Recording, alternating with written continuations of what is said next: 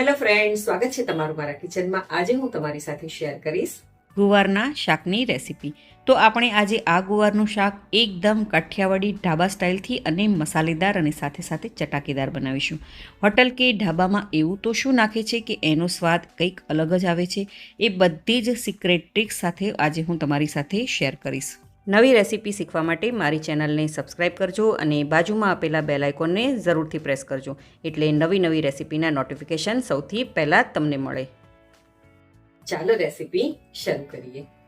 તો ચટાકેદાર ગુવારનું આ શાક બનાવવા માટે મેં અહીં 150 ગ્રામ જેટલી ગુવાર લીધી છે અને તેને મેં સરસ એવી ધોઈ અને કટ કરી અને તૈયાર કરી લીધી છે. આવી રીતના મેં ગુવારના બે ટુકડામાં કટિંગ કર્યું છે. અહીં તમે નાના પીસ પણ કટ કરી શકો છો. અહીં આ શાક હું 2 લોકો માટે બનાવી રહી છું. અહીં ક્વોન્ટિટી તમે વધારે કે ઘટાડી પણ શકો છો. તો સૌથી પહેલાં મીડિયમ ગેસની ફ્લેમ પર આપણે એક પેન રાખીશું અને તેમાં 1 મોટી ચમચી જેટલું તેલ એડ કરી દઈશું. તેલ ગરમ થઈ જાય એટલે 1/4 ટીસ્પૂન જેટલા આપણે અજમો એડ કરીશું. 1 ચપટી જેટલી હિંગ એડ કરીશું અને ત્યારબાદ ગવારને એડ કરી દઈએ અને ગવારને સારી રીતે વઘારમાં મિક્સ કરી લઈએ. અહીં તમે અજમો જરૂરથી એડ કરજો, કારણ કે ગવારની સાથે અજમાનું જે કોમ્બિનેશન છે તે ખૂબ જ સરસ એવું આવે છે. આ રીતે આપણે ખુલ્લું જ 1 મિનિટ સુધી ગવારને કૂક કરવાનું છે. ત્યારબાદ સ્વાદ પ્રમાણે મીઠું નાખી ત્યારબાદ ફરીથી એકવાર એને સારી રીતે મિક્સ કરી લઈએ. વઘારમાં ગવાર સરસ એવો સોતે થઈ જાય એટલે ઢાંકણ ઢાંકી અને મીડિયમ ગેસની ફ્લેમ પર 1 થી 2 મિનિટ સુધી તેને સરસ એવો કૂક થવા દઈએ. તો લગભગ 2 મિનિટ જેટલો સમય થઈ ગયો છે અને હવે ઢાંકણ ખોલીને આપણે ચેક કરી લઈએ. તો ગવાર સરસ એવો કૂક થવા લાગ્યો છે. તેને હલાવી અને ત્યારબાદ આપણે 2 થી 3 ટેબલ સ્પૂન આવી રીતે પાણીને સ્પ્રિંકલ કરી દેવાનું છે. અહીં જો આ રીતે આપણે પાણીને સ્પ્રિંકલ કરવાનું છે. ત્યારબાદ તેને એકવાર મિક્સ કરી ત્યારબાદ ઢાંકણ ઢાંકી અને ફરીથી 2 થી 3 મિનિટ સુધી ગવારને આપણે કૂક થવા દઈએ. જ્યાં સુધી આપણો ગવાર કૂક થાય છે ત્યાં સુધી આપણે તેની એક ચટણી બનાવી લઈએ. તો સૌથી પહેલાં આપણે ખાયણી દસ્તો લઈશું અને અહીં મેં લીધી છે 8 થી 9 કળી લસણની અને તેમાં આપણે એડ કરીશું અડધી નાની ચમચી જેટલું જીરું, 1/4 ટીસ્પૂન જેટલું મીઠું, 2 નાની ચમચી જેટલું લાલ મરચું પાવડર એડ કરી અને આ બધી જ વસ્તુને સારી રીતે આપણે ખાંડી લેવાની છે. અહીં આ ચટણી તમે મિક્સરમાં પણ બનાવી શકો છો, પરંતુ આવી રીતે જો આ ચટણી તમે ખાંડીને બનાવશો તો શાકનો ટેસ્ટ છે તે 100 ગણો વધી જાય છે. અહીં હું તમને સજેસ્ટ કરીશ કે તમે આ રીતે જ ચટણીને બનાવજો. હવે ફરીથી આપણે ખાયણી દસ્તો લઈશું અને તેમાં 2 મોટી ચમચી જેટલા શેકેલા સિંગદાણા એડ કરીશું. અહીં મેં સિંગદાણાને પહેલેથી શેકી અને ફોતરા કાઢીને તૈયાર કરી લીધા હતા. હવે 1 મોટી ચમચી જેટલા સફેદ તલ એડ કરી અને ત્યારબાદ તેને પણ આપણે સરસ એવા ખાંડી લઈશું. અહીં તલ અને સિંગને પણ તમે મિક્સર જારમાં એડ કરી તેને કરકરો વાટી શકો છો. તો આ રીતે આપણે કરકરો જ તેને વાટવાનું છે. એકદમ ફાઇન પાવડર આપણે તૈયાર નથી કરવાનો. તો અહીં જો આપણા સિંગદાણા અને તલ છે તે સરસ એવા વટાઈ ગયા છે. હવે આપણે નેક્સ્ટ પ્રોસેસમાં જઈએ. હવે ખાંડેલા સિંગદાણા અને તલને સાઈડમાં રાખી દઈશું. ત્યારબાદ આપણે ગવારને ચેક કરી લઈએ. તો ઢાંકણ ખોલીને ચેક કરીએ તો તમે જોઈ શકો છો કે 80% આપણો ગુવાર છે તે કૂક થઈ ગયો છે. હવે આ ગુવારને આપણે એક પ્લેટમાં કાઢી લઈશું. ગવારને આવી રીતે એકવાર સોતે કરી અને કાઢી લેશું અને ત્યારબાદ તેનું શાક બનાવજો. ખૂબ જ ટેસ્ટીઓ બનશે. ફરીથી તે જ પેનમાં આપણે 2 મોટી ચમચી જેટલું તેલ એડ કરીશું. તેલ ગરમ થઈ જાય એટલે અડધી નાની ચમચી જેટલું જીરું અને 1 મોટી ચમચી જેટલો અહીં આપણે ચણાનો લોટ એડ કરીશું. ત્યારબાદ ધીમા ગેસે આપણે તેને સરસ એવો સોતે કરી લેવાનો છે. અહીં એ વાતનું ખાસ ધ્યાન રાખવાનું કે ગેસની ફ્લેમ આપણે હાઈ પર નથી કરવાની. એકદમ લો ગેસની ફ્લેમ પર આપણે ચણાના લોટને શેકી લેવાનો છે. નહીંતર જો હાઈ ગેસની ફ્લેમ પર તમે ચણાનો લોટ શેકશો તો તે બળી જશે. તો તમે જોઈ શકો છો કે ચણાનો લોટ સરસ એવો શેકાઈ ગયો છે. હવે આપણે જે ચટણી વાટીને રાખી હતી તેને આપણે તેમાં એડ કરી દઈએ અને તેને પણ સરસ એવી આપણે સોતે કરી લઈએ, તેથી જે લસણનો કાચો ટેસ્ટ છે તે નીકળી જાય.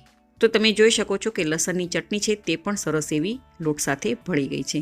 હવે આપણે તેમાં એડ કરીશું આપણે જે ખાંડી અને તૈયાર કર્યા હતા સિંગદાણા અને તલનો ભૂકો. હવે તેને પણ સારી રીતે મિક્સ કરી લઈએ. લો ગેસની ફ્લેમ પર આપણે 2 થી 3 મિનિટ સુધી આને મિક્સ કરતું રહેવાનું છે. તો લગભગ 2 મિનિટ જેટલો સમય થઈ ગયો છે અને સુગંધ પણ સરસ એવી આવવા લાગી છે મસાલામાંથી. હવે તેમાં આપણે એડ કરીશું 1/4 ટીસ્પૂન જેટલો હળદર પાવડર, 1 મોટી ચમચી જેટલું ધાણા જીરું પાવડર, 1 મોટી ચમચી જેટલું કાશ્મીરી લાલ મરચું પાવડર એડ કરીશું. ત્યારબાદ આ બધા જ મસાલાને સારી રીતે મિક્સ કરી લઈએ. અહીં એ વાતનું ખાસ ધ્યાન રાખવાનું કે આપણે મસાલાને સારી રીતે શેકી લેવાના છે અને એ પણ લો ગેસની ફ્લેમ પર. તો તમે જોઈ શકો છો કે મસાલા સરસ એવા શેકાઈ ગયા છે. હવે 1/4 કપ જેટલું આપણે દહીં એડ કરીશું. હવે દહીંને સારી રીતે મિક્સ કરી લઈએ. તો અહીં જુઓ આપણો મસાલો છે તે સરસ એવો શેકાઈ ગયો છે અને દહીં સાથે મિક્સ પણ થઈ ગયો છે. અહીં હું તમને એ પણ સજેસ્ટ કરીશ કે તમે આ મસાલાની અંદર દહીંનો જરૂરથી ઉપયોગ કરજો. તેનાથી ગવારના શાકનો ટેસ્ટ ખૂબ જ સરસ એવો આવે છે. તો મસાલો આપણો સરસ એવો શેકાઈ ગયો છે. હવે આપણે ગવારને એડ કરી દઈશું અને તેને પણ સારી રીતે મિક્સ કરી લઈએ. પરંતુ એ વાતનું ખાસ ધ્યાન રાખવાનું કે એકદમ હળવા હાથેથી આપણે ગવારને મસાલા સાથે મિક્સ કરવાનું છે અને અહીં ગેસની ફ્લેમ આપણે લો પર કરી દેવાની છે. તો તમે જોઈ શકો છો કે ગવાર છે તે સરસ એવો મસાલા સાથે મિક્સ થઈ ગયો છે. હવે અડધો કપ જેટલું અહીં આપણે ગરમ પાણી લઈશું અને તેને પણ સારી રીતે મિક્સ કરી લઈએ.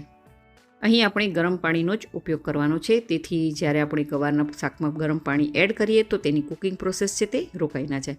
તો તમે જોઈ શકો છો કે સારી રીતે બધી વસ્તુ મિક્સ થઈ ગઈ છે. હવે ઢાંકણ ઢાંકી અને 5 થી 7 મિનિટ સુધી તેને કૂક થવા દઈએ અને વચ્ચે તેને હલાવતા પણ જવાનું છે. તો લગભગ 5 મિનિટ જેટલો સમય થઈ ગયો છે. હવે તેમાં 1 નાની ચમચી જેટલો ગોળ, 1/4 ટીસ્પૂન જેટલો ગરમ મસાલો એડ કરીશું. ત્યારબાદ બધી જ વસ્તુને સારી રીતે ફરીથી એકવાર મિક્સ કરી લઈએ.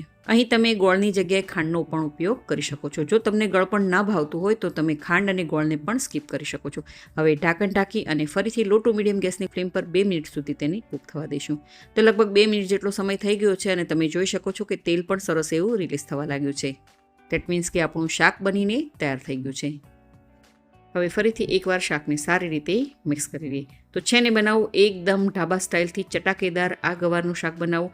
હવે ઉપરથી આપણે ઝીણી સુધારેલી કોથમીર એડ કરીશું અને ફરીથી એકવાર મિક્સ કરી લઈએ. તો આપણું ગરમા ગરમ આ ગવારનું શાક રેડી થઈ ગયું છે. તો ચાલો આપણે તેને સર્વ કરી લઈએ. એકદમ કાઠિયાવાડી સ્ટાઇલ અને ચટાકેદાર આ ગવારનું શાક તમે રોટલી, પરોઠા, ભાખરી કે પછી તમે રોટલા સાથે સર્વ કરી શકો છો. ખૂબ જ ટેસ્ટી એવું લાગે છે. તો તમે આ રેસીપી એકવાર જરૂરથી ટ્રાય કરજો. બધાને ખૂબ જ ભાવશે. જો તમને મારી આજની આ રેસીપી ગમી હોય તો વિડીયોને લાઇક કરજો અને વધારેમાં વધારે શેર કરજો અને મારી ચેનલને જરૂરથી સબસ્ક્રાઈબ કરજો.